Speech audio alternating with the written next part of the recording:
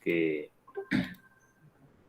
Baik teman-teman, kita mohon di-mute ya, di-mute, bahasa Inggrisnya apa? Mute gitu ya.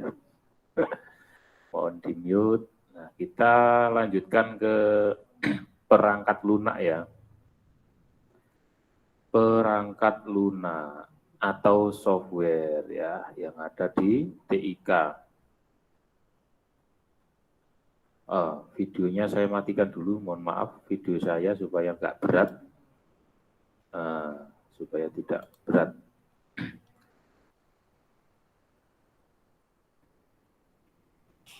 Perangkat lunak ya.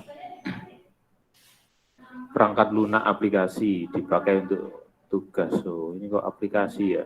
Dan oh, bukan yang ini. Nah, yang ini. Definisi perangkat lunak ya. Perangkat lunak atau software adalah program yang berisi kumpulan instruksi untuk melakukan proses pengolahan data ya. Nah, itu definisinya. Jadi teman-teman membuka aplikasi itu sebetulnya adalah mengolah data ya. Mengolah data. Roger S. 2002-10, perangkat lunak yaitu sekelompok item atau objek yang membentuk konfigurasi di mana di dalamnya termasuk program, dokumen, dan data. Nah, ini definisi menurut Roger S. Jadi, item atau objek yang membentuk konfigurasi, ya. Di dalamnya termasuk program, terus data, terus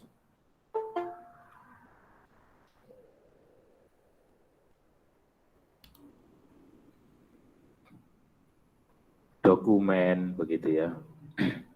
Menurut Melvin 2007, perangkat lunak yaitu suatu program yang berfungsi sebagai pengatur aktivitas kerja komputer.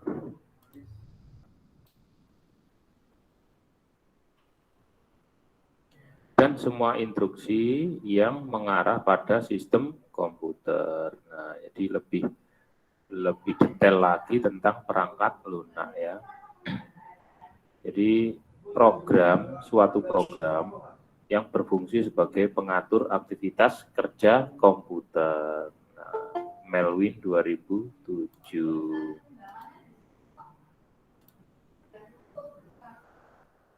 Fungsi perangkat lunak. Yang pertama, mengatur input atau output dari komputer. Yang kedua, menyediakan dan mengatur serta memerintah hardware agar dapat berjalan dengan baik.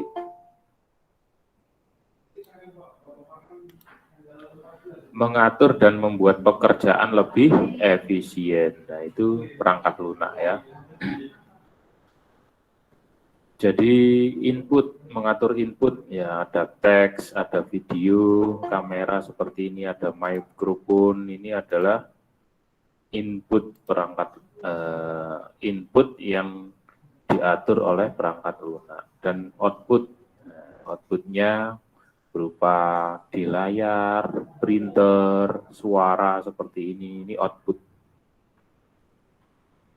Terus menyediakan, mengatur, serta memerintahkan hardware agar dapat berjalan dengan baik. Nah, keyboard, mouse, bagaimana semuanya ini berjalan dengan baik, monitor, LCD, nah itu diatur oleh perangkat lunak, gitu ya.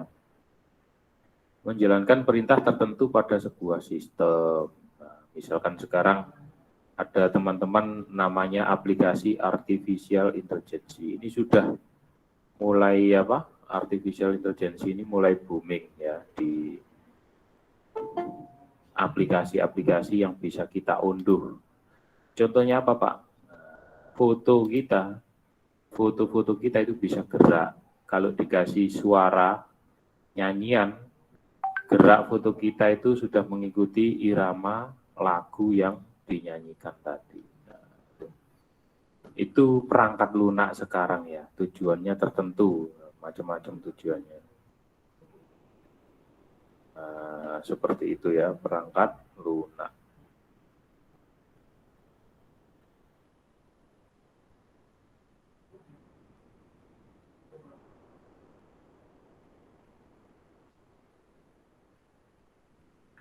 Oke, kita lanjutkan.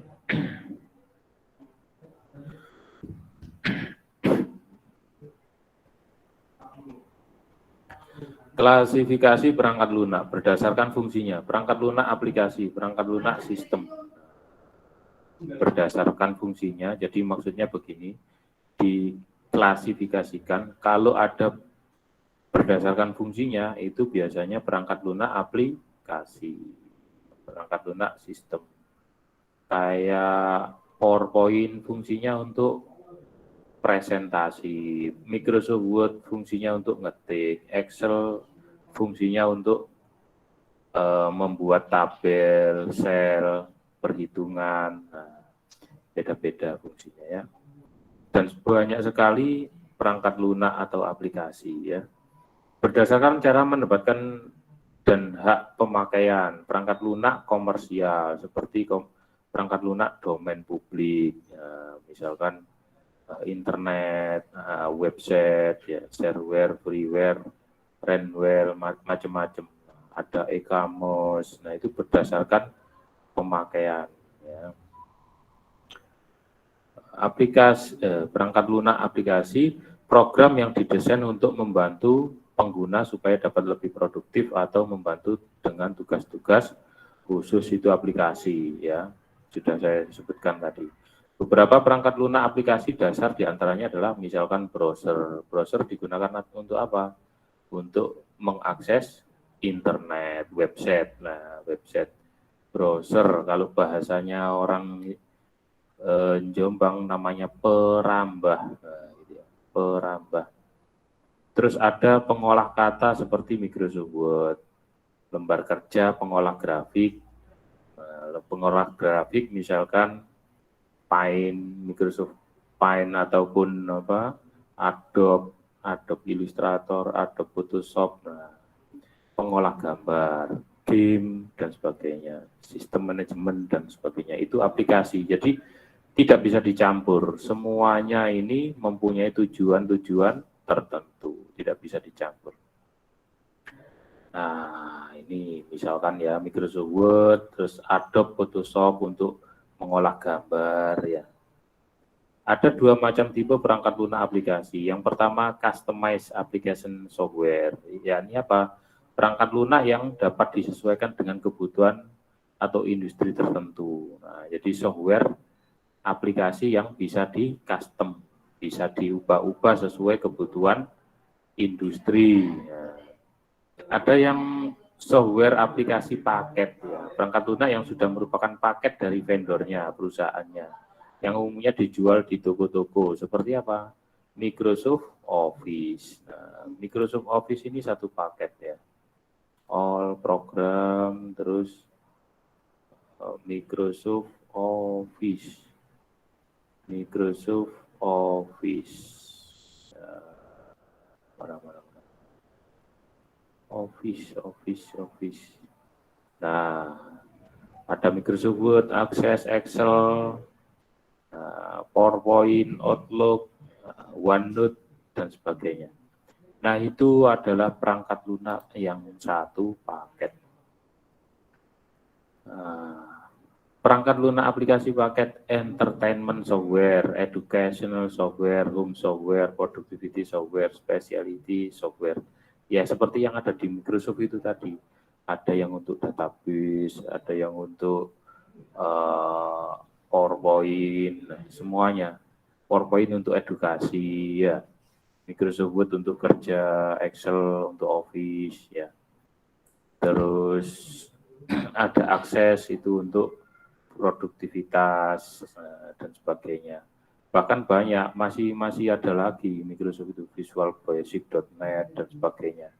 Tidak hanya Office dan Windows saja. Nah, itu perangkat lunak yang basisnya aplikasi ya. Nah, sekarang perangkat lunak yang basisnya sistem.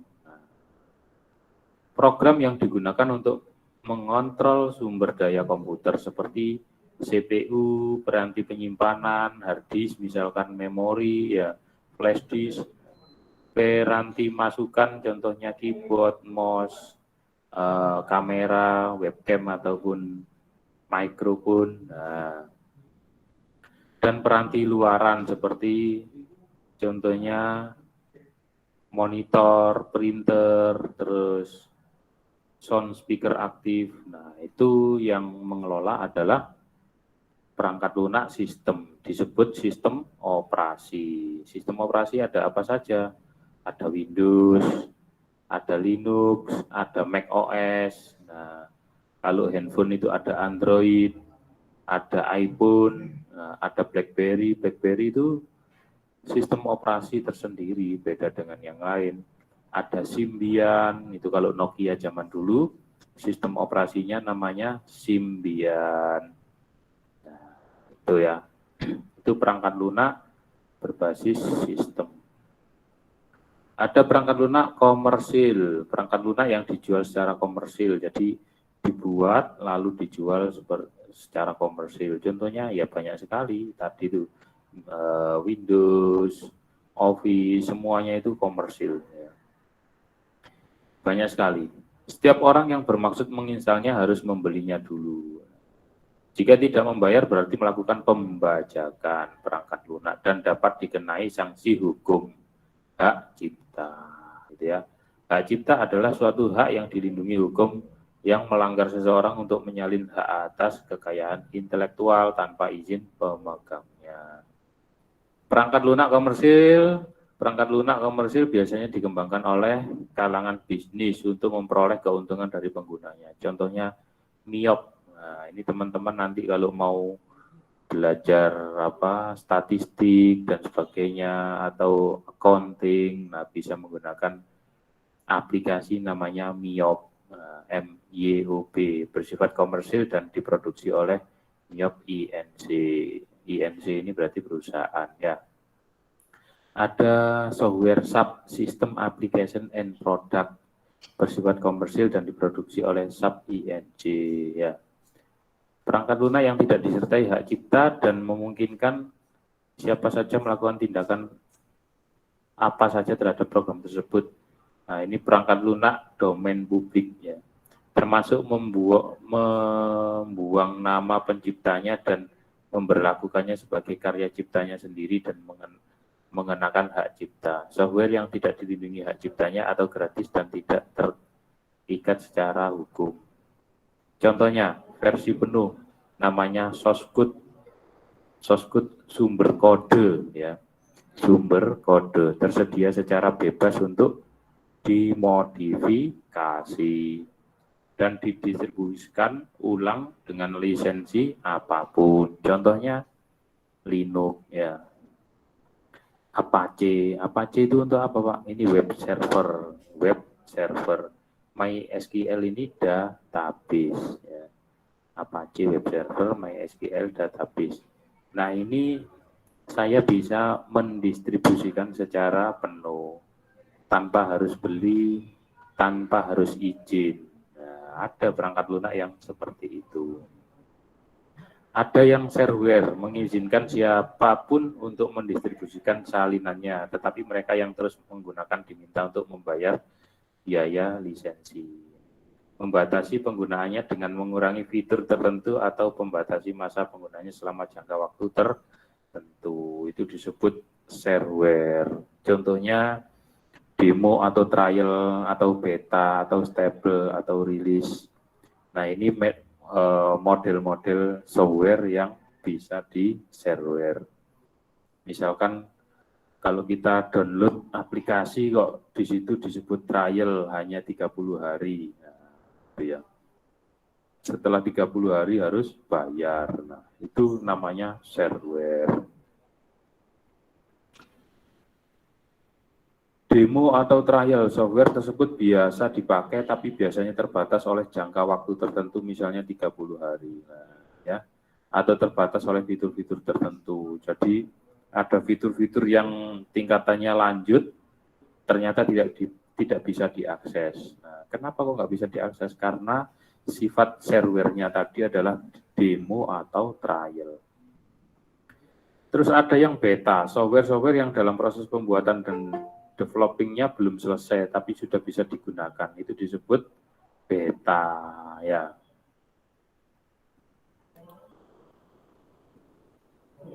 Beta, ya. Jika sudah fix, biasanya dikenal dengan istilah stable. Contoh shareware pada umumnya adalah program antivirus, program grafis, internet download manager, TuneUp utility, WinRAR. Nah, ini teman-teman pasti sudah tahu semua ya. WinRAR, nah itu kan program shareware ya, program yang bisa kita gunakan secara gratis, bisa dibagi-bagikan. Nah itu download manager juga kadang minta bayar ya, minta berbayar sedikit. Freeware, sekarang ada software yang sifatnya freeware, dibagikan secara cuma-cuma tanpa mewajibkan penggunanya untuk membeli software tersebut, serta dapat digunakan untuk jangka waktu, juga dengan hak distribusi yang tak terbatas. Contohnya freeware, ada Firefox, Mozilla Firefox itu ya, browser, ada Opera, CCleaner, Semada, WinRAR itu juga freeware. Kita gunakan tapi tidak ada lisensi dan tak terbatas. Ada yang rentalware, dapat digunakan oleh perorangan atau institusi dengan cara menyewanya. Teknisi hampir sama seperti shareware. Bedanya jika sudah mencapai jangka waktu atau batas pemakaian tertentu, maka software tidak bisa digunakan lagi atau lock dikunci. Dan pengguna harus memperpanjang kontrak pemakaian software tersebut. Bukan membeli passcode seperti shareware, jadi tujuan rentalware tidak untuk diperjualbelikan. Contoh perangkat lunak rentalware biasanya adalah sejenis software yang penggunaannya hanya dalam jangka waktu tertentu, tidak permanen. Misalnya dalam menyelesaikan suatu proyek yang tidak permanen. Jadi apabila proyek yang dikerjakan telah selesai, maka perangkat lunak tidak lagi digunakan dan masa penyewaannya pun habis. Nah, ada lagi namanya software open source, hampir sama dengan software freeware. Pada software open source, pihak pembuat atau developer turut menyediakan source code-nya atau keseluruhan bahasa pemrograman yang menciptakan software tersebut hingga berjalan. Situs paling terkenal untuk mendapatkan software berjenis open source ada di sourceforge.net. Nah, ini ya, open source, sourceforge.net. Contohnya apa, Pak? Ada Java ya, nah, Java bahasa pemrograman biasanya. PHP, nah, JSP itu open source. Maksudnya kode programnya itu terbuka gitu ya. Beda dengan freeware. Kalau freeware itu aplikasinya bisa digunakan secara bebas. Tapi kalau open source itu programnya, kode programnya itu terbuka. Itu disebut open source. Maksudnya terbuka itu bagaimana? Orang yang ahli pemrograman bisa mengembangkannya. Contohnya apa saja Pak? Tadi itu Java, Linux, ya, Apache, MySQL itu ya juga freeware, tapi ada open source-nya. Jadi orang bisa mengembangkan dengan bahasa pemrograman yang ada, gitu ya. Jenis perangkat lunak ada sistem operasi, ada program aplikasi, ada bahasa pemrograman, ada program bantu namanya utility. Nah, itu ya. Sistem operasi tadi Windows, Linux, Mac OS, iOS, terus Symbian, Android, terus apa lagi? BlackBerry itu sistem operasi semua. Nah, program aplikasi Microsoft Word, Opera, Google Classroom, Google Meet, nah, itu program aplikasi. Kalau bahasa pemrograman, nah, saya tunjukin ya, bahasa pemrograman. Nah, contohnya kayak apa, Pak? Android Studio ya, Android Studio. Nah, ini yang biasa digunakan oleh anak-anak sistem informasi atau informatika. Nah, contohnya adalah Android Studio. Loadingnya lama ya, nah, ditunggu. Nah, jadi kalau kita menggunakan bahasa pemrograman itu lebih berat dari aplikasi-aplikasi biasa seperti Office. Ya, lebih berat dari aplikasi biasa seperti Office. Nah, itu bahasa pemrograman. Nah, Android Studio tadi saya buka. Nah, ini baru muncul ya. Nah, baru muncul Android Studio-nya. Programming language. Nah, jadi anak-anak IT itu ada bahasa pemrograman, tidak hanya bahasa Inggris, tidak hanya bahasa Indonesia, tapi juga belajar bahasa pemrograman. Nah, kalau di mata kuliah TIK tidak pernah diajari bahasa pemrograman.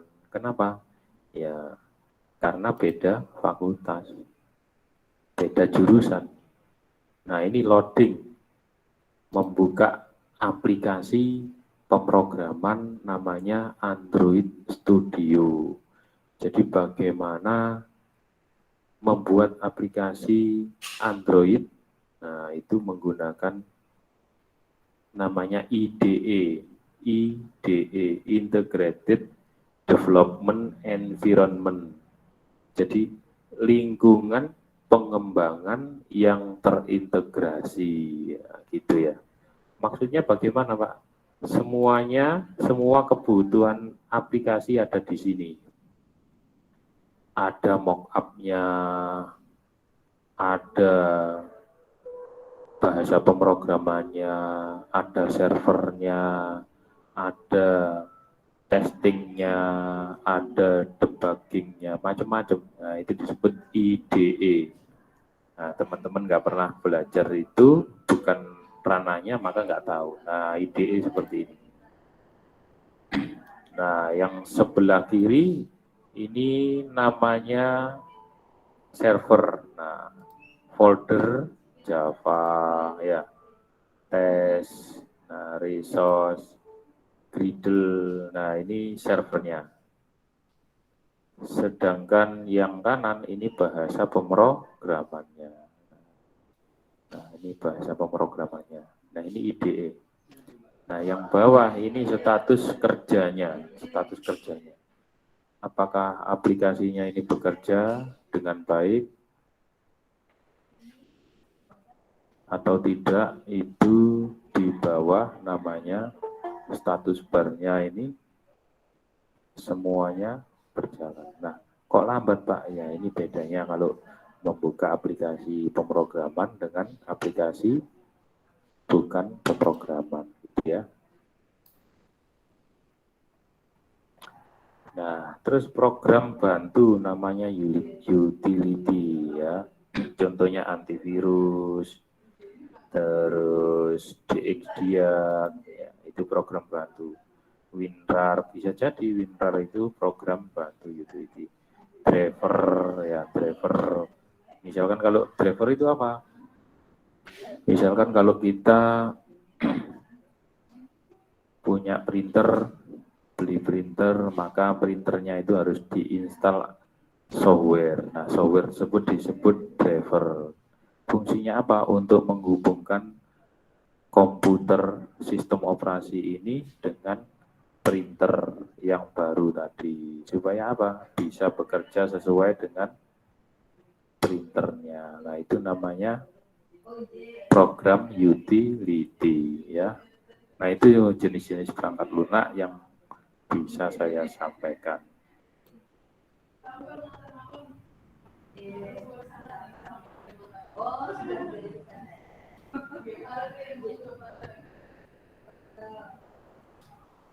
Terus bawahnya, nah ini berat gara-gara apa? Buka IDE ini, nah, waiting for build to finish. Nah, jadi berat sekali ya. Nah, ini bahasa pemrogramannya. Nah, di bawah ini statusnya centang hijau, berarti sudah tidak ada masalah di dalam Android Studio yang saya gunakan, gitu ya. Nah, ini berat ya, sangat berat. Sangat berat, beda dengan aplikasi biasa. Nah, ini ya. Nah, ini user interface, UI, UX design ada di sini. Nah, user interface, user experience. Nah, ini semuanya ada ilmunya kalau di sistem informasi, ya gitu ya. Contoh sistem operasi antara lain MS-DOS, MS Windows, Linux, Macintosh tadi sudah ada ya, sudah saya sebutkan tadi ya. Fungsi sistem operasi menyimpan program dan aksesnya, membagi tugas di dalam CPU, mengalokasikan tugas-tugas penting, merekam sumber data, mengatur memori, memeriksa kesalahan sistem, memelihara keamanan sistem, dan sebagainya. Itu tugas sistem operasi. Kalau aplikasi adalah suatu subkelas perangkat lunak komputer yang memanfaatkan kemampuan komputer langsung untuk melakukan suatu tugas yang diinginkan pengguna.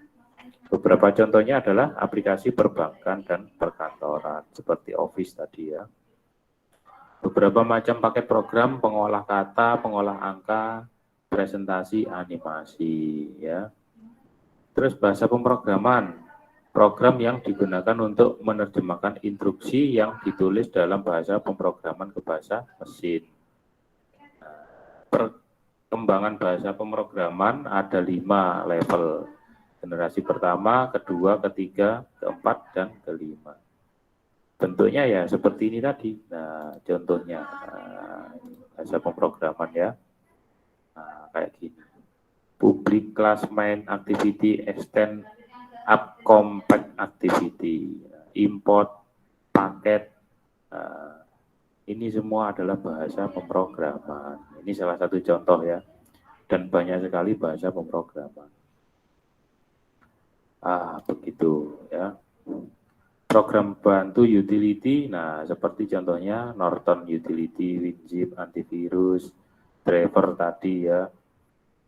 Software yang melakukan tugas khusus berkaitan dengan penanganan kinerja komputer, perangkat input dan outputnya, serta program lain di dalam sebuah komputer. Nah, itu sudah selesai. Ada pertanyaan mungkin, silakan. Ada pertanyaan, silakan mungkin. Nah, ini ya, namanya IDE, Integrated Development Environment. Jadi, aplikasi yang digunakan untuk membuat sebuah program. Silakan, kalau ada pertanyaan, saya tunggu.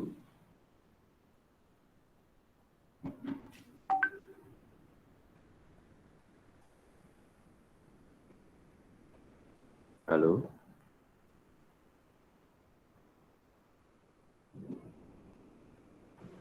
Tidak, Pak. Tidak ada. Gampang ya berarti ya. Jadi aplikasi, harapan saya menerangkan software, teman-teman sudah tahu klasifikasi software. Jadi komputer itu atau laptop biasanya kalau kita beli kan dibilang kosongan. Maksudnya kosongan itu adalah tanpa sistem operasi ya. Nah, kalau beli laptop terus lengkap dengan sistem operasi dan aplikasinya, berarti biasanya misalkan ada Windows-nya, ada Office-nya ya, ada WinRAR, ada Photoshop. Nah, itu biasanya beli paket komputer atau laptop yang sudah ada sistemnya.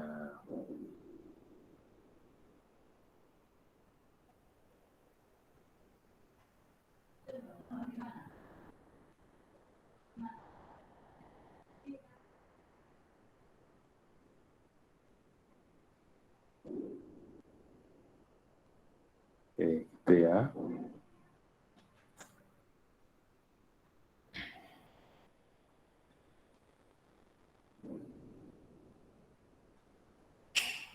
Bagaimana? Mau dilanjut?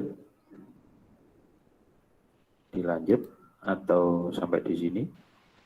Sampai di sini, Pak. Masya Allah, lantang banget.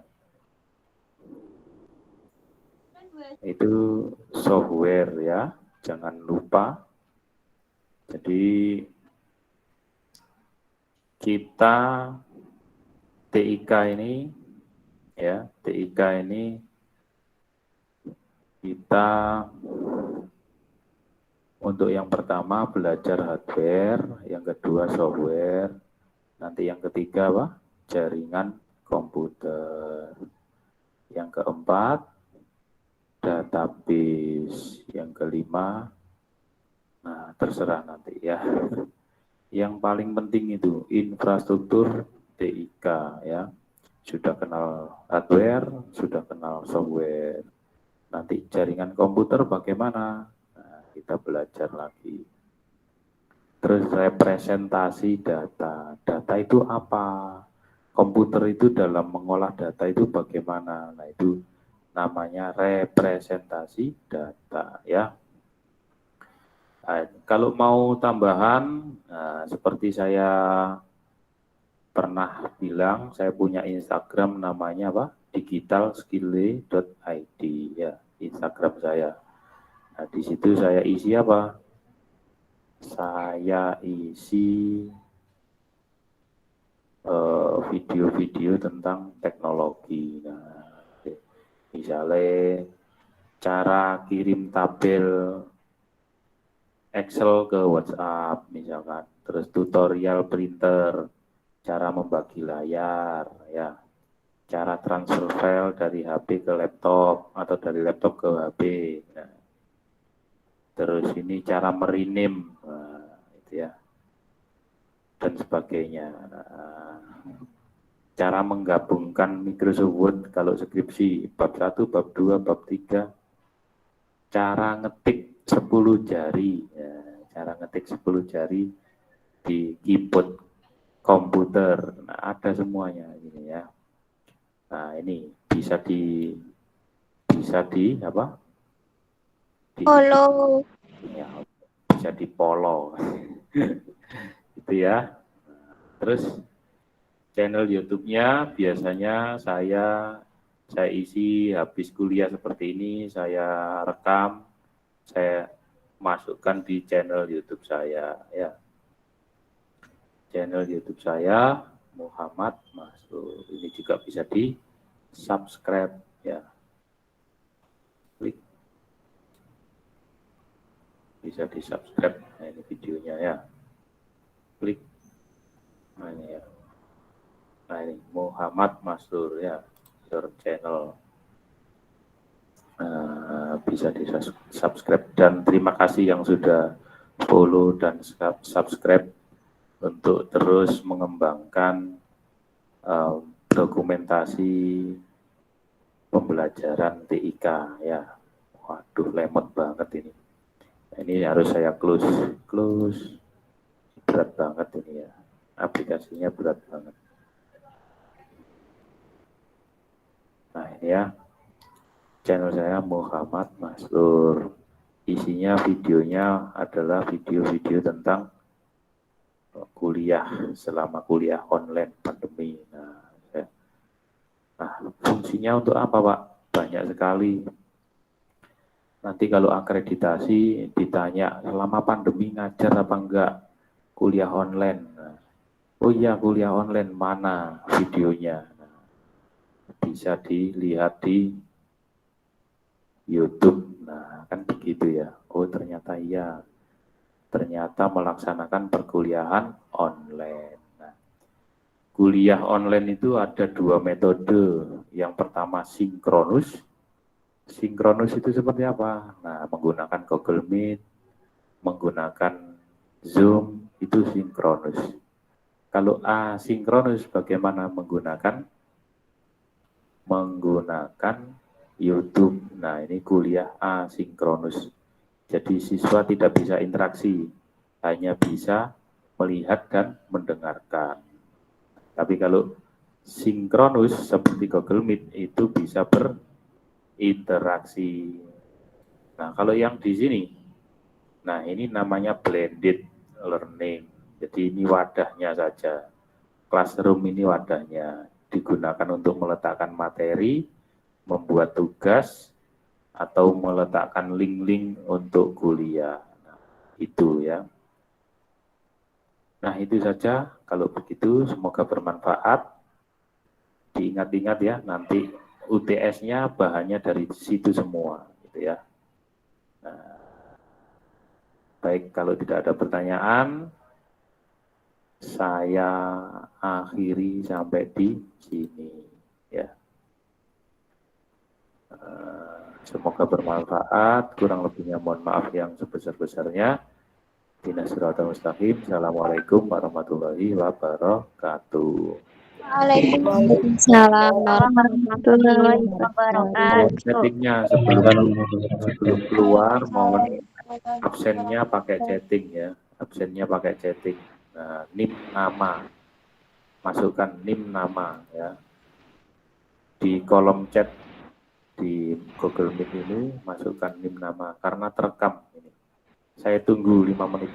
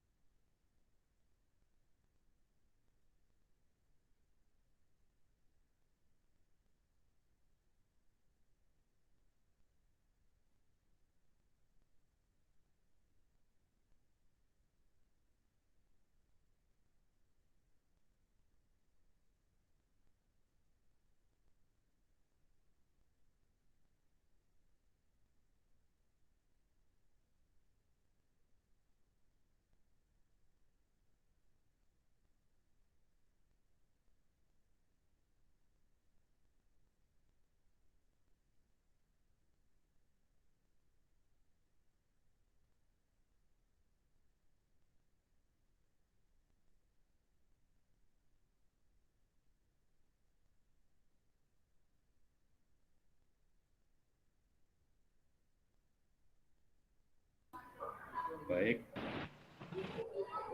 Baik, terima kasih. Saya tutup Google Meet-nya ya. Ya, Pak. Terima kasih.